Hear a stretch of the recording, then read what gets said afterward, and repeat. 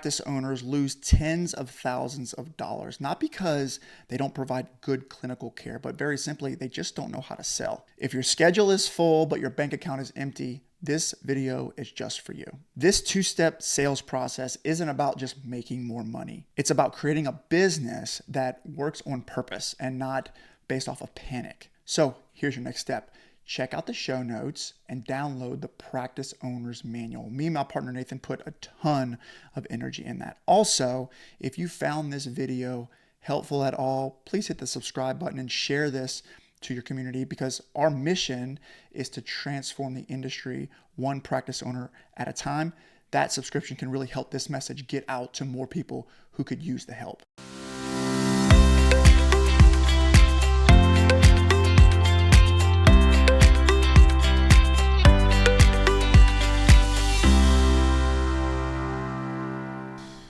What's up, ladies and gentlemen? Welcome to this week's live training. All right, forgive me for the crazy camera angle. I know the live video, you guys are over here. YouTube, you guys are over here. Camera's kind of got a little squirrely today, but excited to be here. Happy Thursday. Well, thank you for being here. Thank you for being in the group.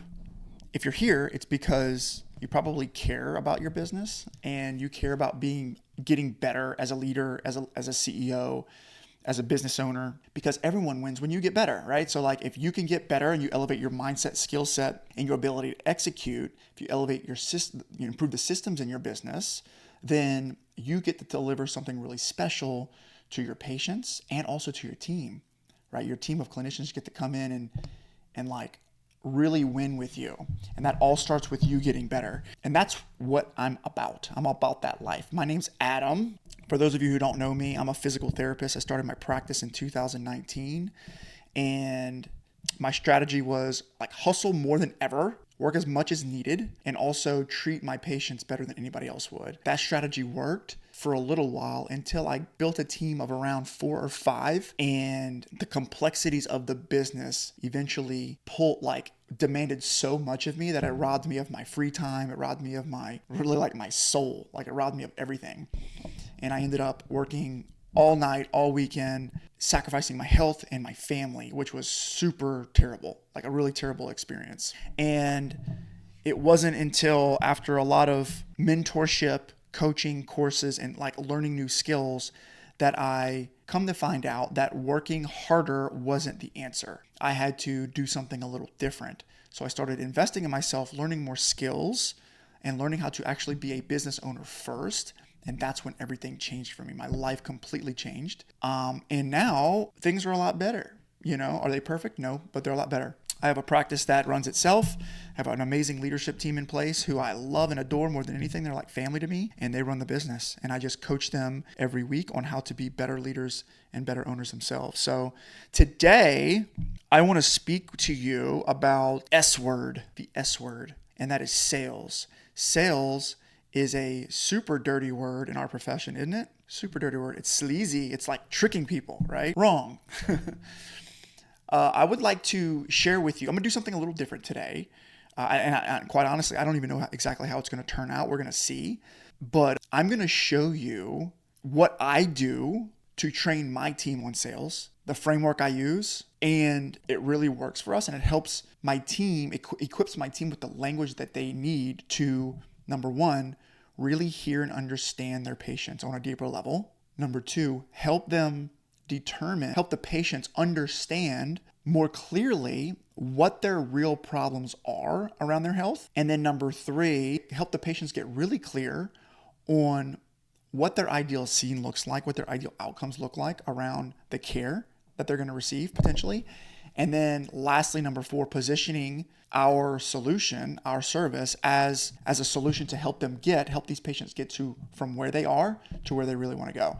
And when we can do that well, patients typically emotionally buy into their care at a stronger level, and you build a lot more trust, and you can help patients get more of what they really want from spending their time with you, not just their time, but their money as well. A side effect of that is that they will show up way more often to their appointments, which is always good. They will pay for their service because they recognize the importance of it. And then number three is They tell the entire world about how amazing you are because you actually listen and you communicate value in a way that's unique and different and that connects to the patient on a deeper level. So that's what we're going to do today. We're going to talk about sales. And so today we're going to talk about the two-step sales strategy that explodes patient buy-in and clinic revenue.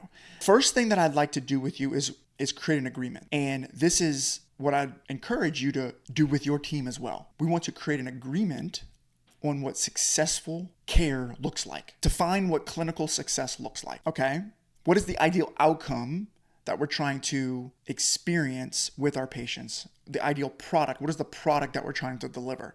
Let's define that, because if it's not clearly defined, then what will happen is your team and your patients will define it for themselves, and you guys will be working towards two different goals, which is a bad deal. Okay, so let's define that. And we did a little bit of that already, but this is the way that I would propose that we define clinical success. Number one, patients show up to their appointments, to every single one of their appointments, and they completely buy in to you as a provider and the care that you offer. They have to trust you, and they have to display one of the ways that they display that trust is that they show up to every appointment. Two, they pay their copay, their out-of-pocket expense, or their deductible. They pay that every single appointment, not because we take that from them, but because they're willing to pay that because they understand the value in the services that they're getting, and they believe that committing to their health in this way positively impact their life. Okay. Number three is they get the results that they're looking for. We actually help them experience positive outcomes related to their care. Whether that's, if you're a physical therapist, maybe that's, minimizing their pain so that they can get to certain activities. If you're a speech therapist, maybe it's, helping a mother's child reach certain milestones in their development. You may be a physician helping patients overcoming an ailment that's impacting their life, right? And then number four is they discharge successfully with all their goals met, and they tell the entire world, including their friends, their family, and their community, about how amazing you are, your team is, and how excited they are about the transformation that you help them experience. That is what clinical success looks like in my book as a business owner, all right? And so our job is to help, as clinicians, is to deliver on that product. Because when we can do that, everyone wins. You win as a clinician because you get to actually transform people's lives. The business wins because patients show up, they get better, our product improves, and we become more profitable. And then the patient wins. They actually get to experience the transformation, which is the whole reason why we're here. So it's a win, all right? So that's what we're trying to achieve. We're trying to help patients feel really good about their investment with you, all right? And in order to do that, we must make sure that they feel heard, seen, understood, and excited about what you're going to do with them, okay? So how do we do that? Well, I'm going to give you three ways to do that. And they're probably going to be different than what you might think, okay? Number one is the mindset and the belief of you as the clinician. That's number one, okay? What you believe you can achieve, right? If you believe that your job is to prescribe exercise and do documentation, then that's the transactional environment that you're going to invite your patients in. But if you believe that your job is to help others experience a transformation in their life and that you believe in the value of what you do, then you will help inspire patients to buy into their care, okay? So the mindset and beliefs, and we're going to talk a little bit about that.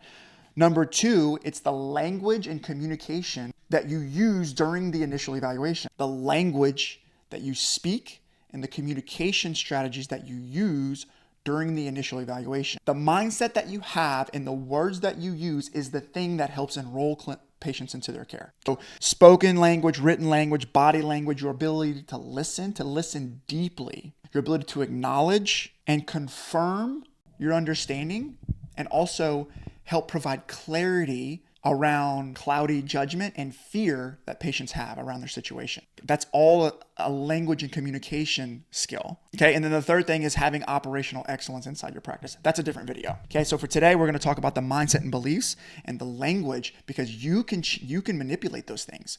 You can change those as a clinician. You can get better there. And your patients and your team and your community are counting on you to do that. And I'm going to share with you how. All right, so let's talk about the two steps.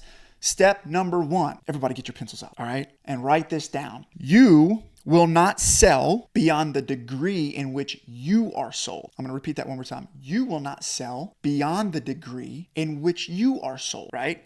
So The first person that you sell is yourself. This isn't like, I know this sounds, we always start with mindset, but it's like, I've spent a lot of money learning how to sell from people who are a lot better than me at it. And every single course or coach that I've ever hired around sales, this is where we start every time. Just read any type of sales book and they're going to tell you the first person that you sell is yourself. It's not up for debate at this point, all right? The first person that you sell is yourself.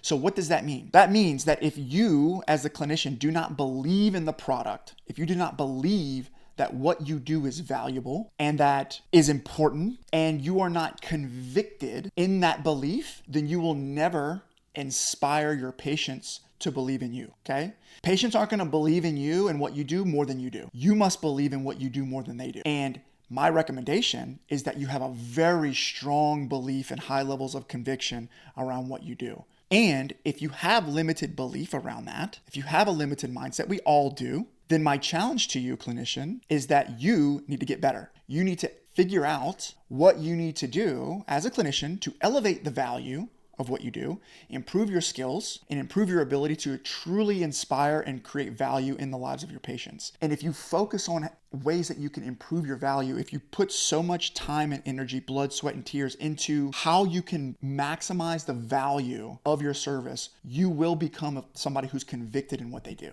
a strong believer. The person that I like to use as an example for this is Martin Luther King Jr. What a guy, right? But he created a movement based on his convictions. It wasn't his conviction into what he was doing, and his belief and his commitment towards it was the thing that inspired the movement that changed the world. And thank God he did. But if Martin Luther King didn't believe, if he wasn't convicted, then nobody else would have followed him.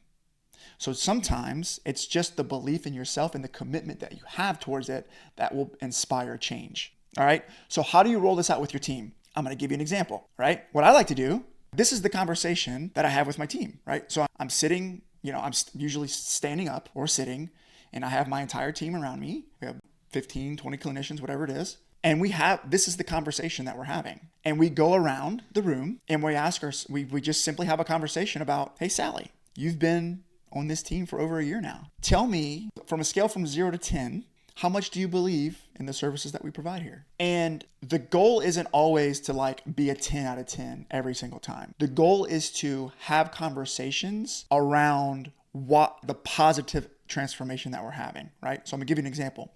Susie, I can't remember the name I used, says, well, today I'm a 10. I feel really convicted around what we're doing. Great.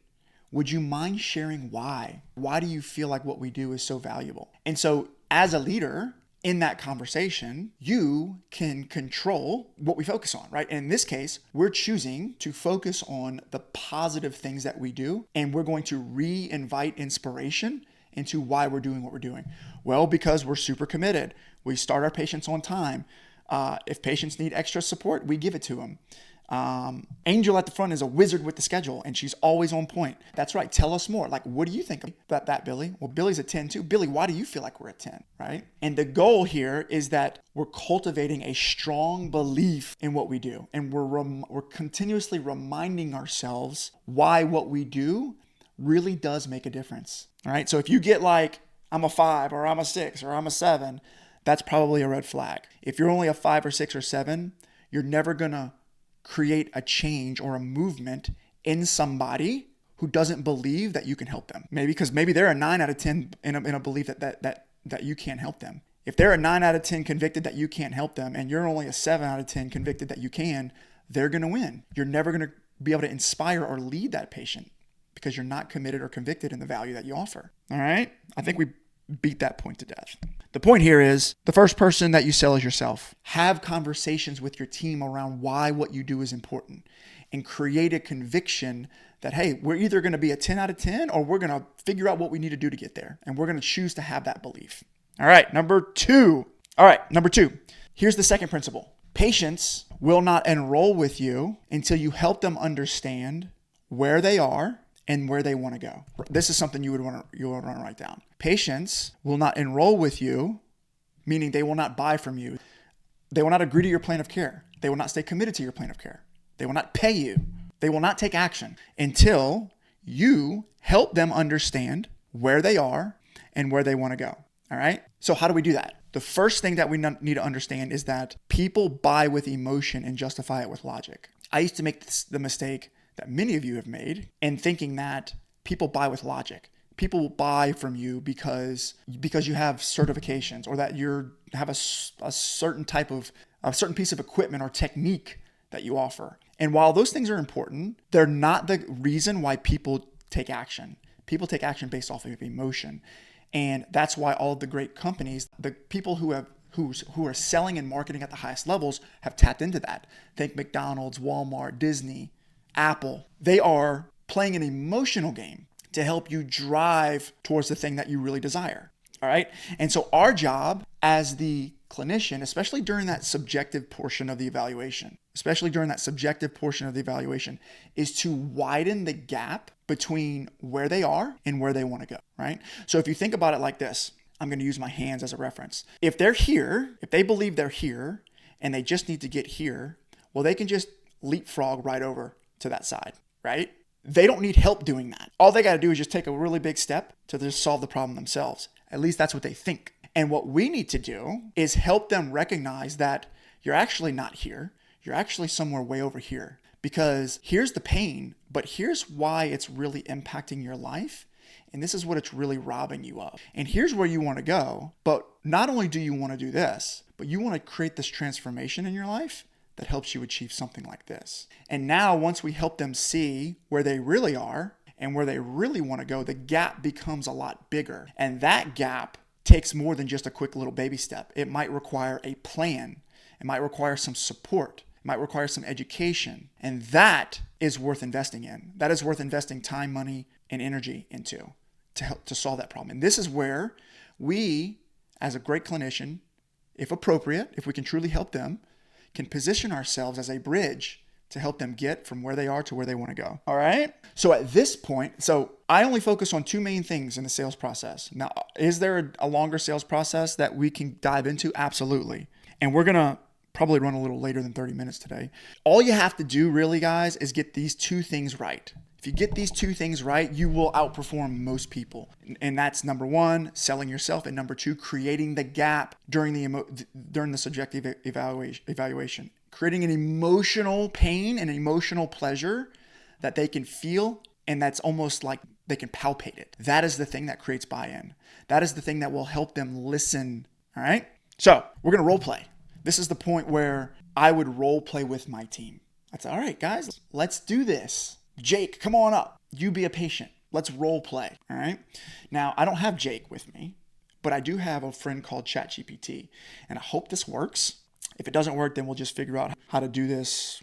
I'll try to play both people. But you can do this yourself, right? So the first thing is that we're going to prompt ChatGPT. All right? So here it goes. I would like you to be a patient inside my physical therapy clinic. You are coming to my clinic for an initial evaluation for right knee pain. I'm going to start the subjective portion of the evaluation. I would like you to role play with me as Mrs. Smith. When you respond, please be sure that you give me short and concise answers. Do not go into elaborate detail. Require me to probe and ask deeper clarifying questions to truly understand your pain and what your goals are inside of therapy. I will start the conversation. Please let me know when you're ready. All right, so ChatGPT is prompt. So now I'm going to try this. Hello, Mrs. Smith. My name's Adam. I'm a physical therapist. I'm glad to see you today. How can I help you? Hi, Adam. It's nice to meet you. I've been having some pain in my right knee, and I thought it was time to get it checked out. All right, Mrs. Smith sounds like a male, but that's okay. Mrs. Smith has pain in their right knee. They're coming here to check it out. Okay, so my first objective here is to uncover the pain. Uncover the pain that's brought them here. All right. Well, let's see if we can help, Mrs. Smith. Tell me a little bit more about the right knee pain. How long have you been dealing with that? I've been noticing it for about 3 months now. It started off pretty mild, but it's gotten a bit worse recently. All right. So part of being great at sales is listening. So it's been going on for 3 months. It started off mild and it's gotten worse. If you can listen, you'll start to pick up on those words like worse. Worse is an inflammatory word. It's a pain-provoking word. It's an emotional word. So what we want to do is ask clarifying, probing questions around the pain. The mistake that you're going to make here, clinician, is, okay, great. Well, let me see your knee. Let's see how it bends. but you haven't uncovered the pain yet, right? Let me kind of show you guys how this would work in my clinic. Okay, thank you for sharing that. You mentioned that your pain is getting worse. What do you mean by worse, though? Well, it used to just bother me when I was going up and down stairs, but now I even feel it when I'm just walking around or standing for too long. So you could see there how I'm digging into the pain. I'm asking more clarifying questions, and I'm requiring Mrs. Smith to confront the pain, and not just the pain, but how it's impacting their life, right? So now I think that she said, it used to bother me when I'm going up and downstairs, but now I even feel it when I'm just walking around or standing for too long. All right, I got it. So tell me a little more about that. Well, the pain is kind of a dull ache most of the time, but it can get sharp if I twist my knee or put too much weight on it. Okay, so you mentioned that it impacts your ability to stand for too long. Knowing that for you, how is that really impacting you in your life specifically? It's definitely been limiting me when it comes to doing chores or going on walks, and I have to sit down and take breaks more often than I used to. All right, so you see we're kind of uncovering a little bit more pain. Now Mrs. Smith has to sit down. She likes to walk, right? She can't do her walk, she can't do her chores, so we're helping her revisit that. All right, we're going to dig a little deeper here. Thank you for sharing that, Mrs. Smith. So how's that been for you personally? It's been a bit frustrating, to be honest. I really enjoy being active, and not being able to do things like I used to has been a bit of a downer. What do you mean frustrating, though? Tell me more. I guess it's just that I'm not able to keep up with my usual activities or even play with my grandkids the way I'd like to. And that can be a little disheartening. So you see how, at this point, Mrs. Smith came in with right knee pain, and now we're uncovering that the real problem is that she's very disheartened because she can't spend time with her grandkids, right? And the only reason we did that is because we helped uncover that through deeper questioning around the pain. All right. Well, thank you so much for sharing that. That sounds like it's been really tough. Would you say that maybe it's time to get this treated? Yes, I definitely think so. I'm hoping that by getting some treatment, I'll be able to get back to my normal activities and feel like myself again. All right. So now we're here. We've widened the gap all the way to here, right? And what we're doing here is a commitment to change, right? We're helping her experience.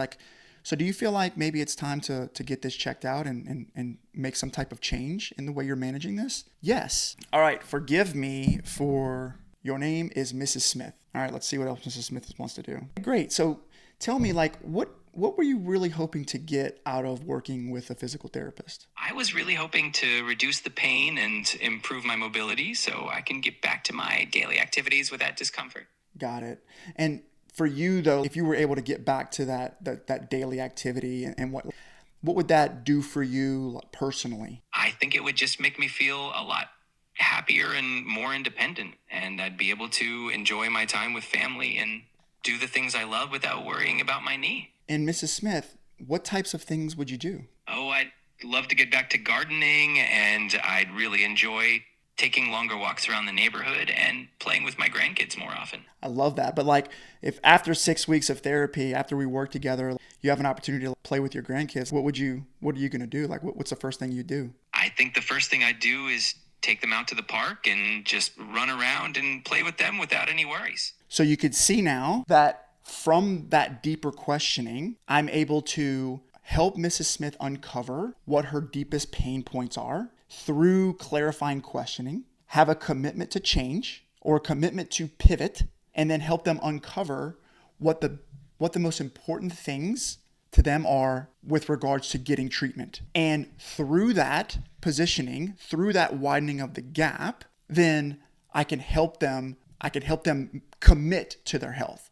But if they come in with just knee pain and they leave here with just better knee pain, that's not enough to create a commitment from the patient. All right. So here's what I'd like to offer for you guys. I would recommend, because here's the mistake that people make, because are there deeper concepts around this? Absolutely. But the mistake that clinicians make, especially people on your team, is they think they're already doing this. Oh, we're already doing that pretty well. Trust me, you're not. Trust me, they're not. If you role play with your team, or if you sit in on the initial evaluations, you would be shocked by how this gets completely glossed over and your team is not creating that emotional buy-in in that subjective section. I promise you. And the reason why I know that is because I work with a lot of clinicians and my team is well trained and even they have to be reminded. All right. So don't make the mistake and thinking that, oh, we're already doing this. You're not doing it enough. My recommendation is download this video and have your team watch it and sit in with them, like block off an hour or two, buy them some lunch, and actually do some role plays with these types of scenarios, whether you're a speech therapist, a physical therapist, an OT, do some role plays and you'll be very surprised at what's getting left on the table. But if you do this, here's the fun thing. You can equip your team with language and tools to actually be better at their job. And what you'll see is higher arrival rates. Arrival rates will go through the roof. Higher visits per evaluation. So your duration of plan of cares will increase. Higher frequency per plan of care. So you'll increase frequency. Overall, better over-the-counter collections. And overall higher volumes in the clinic and increased profitability. If you can build a culture around sales and performance, you'd be really amazed at what you can accomplish. And here's the cool thing. Once you start building a team that can actually sell, you can go deeper with this stuff and you can sell cash pay services. You can sell Google reviews and testimonials. You can sell a lot of other things in the practice that can help you create a bigger impact and drive revenue for your business. So hope that helps. If you guys have any questions, shoot me a DM. Happy to kind of go back and forth. And then, hey, like if you're in the group, try this. Message me, do this with your team and shoot me a message and let us know how you're doing it. And let us know like what are the outcomes. We'd love to hear it. Talk soon. Listen, you didn't start your practice to chase cancellations and beg people to show up. You started it to change lives, including your own.